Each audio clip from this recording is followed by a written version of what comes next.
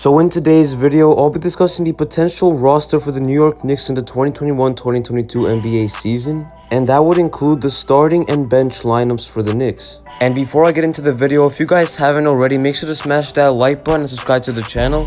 And also hit that notification bell button not to miss out on more awesome New York Knicks content like this. And now with that all out of the way, let's get into the video. So New York had a very good offseason in my opinion by acquiring Kemba Walker and Evan Fournier, and also by drafting players like Quentin Grimes, Miles McBride, and Jericho Sims. And because of that, they will have a very deep roster next season, with solid offense and defense on the court. So with that all being said, now let's get into my projected starting lineup for next season for the New York Knicks. So my projected starting lineup for next season for New York would be Kemba Walker at point guard, as well as Evan Fournier at shooting guard, RJ Barrett at small forward, Julius Randle at power forward, and Mitchell Robinson at the center position. And to most Knicks fans, this is their projected starting lineup as well, since with this lineup, the New York Knicks would have both offense and defense, as everyone on that lineup but Mitchell Robinson have an offensive game, whether it's 3-level scoring with Walker, Fournier, and Randle, or playmaking in general. And everyone on that lineup give their full effort and hustle on the defensive end of the court, especially with a 7'1" shot blocking and rim protecting big man in Mitchell Robinson.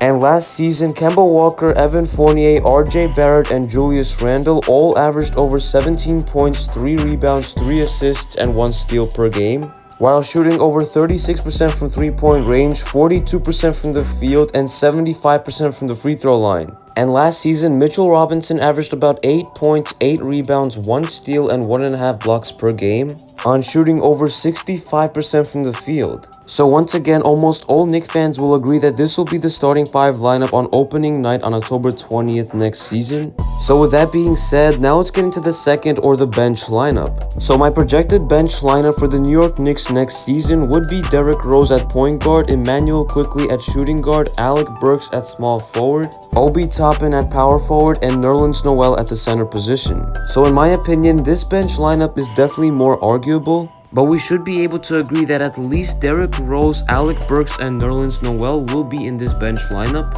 since the Knicks paid a significant amount of money to be able to re-sign all of these 3 players this offseason.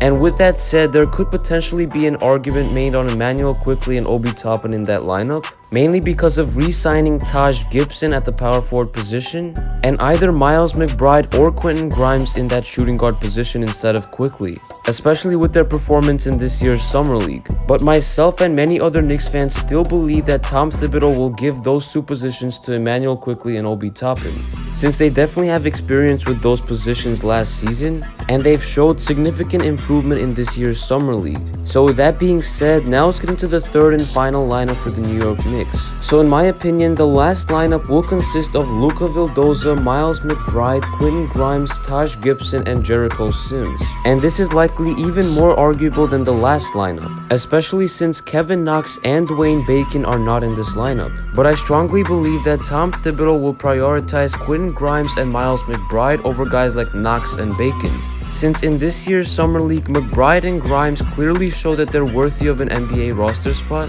since they're clearly ready on both ends of the court. And Jericho Sims is likely also going to be playing as well, even though he's on a 2-way contract, since he has an NBA ready body frame as well as very good footwork on offense and defense. And of course, he's extremely athletic as a center at 6'10". And Luka Vildoza will likely get playing time as well, since he is signed to a 4-year contract, and I don't believe that the New York Knicks would want to give up on him right away.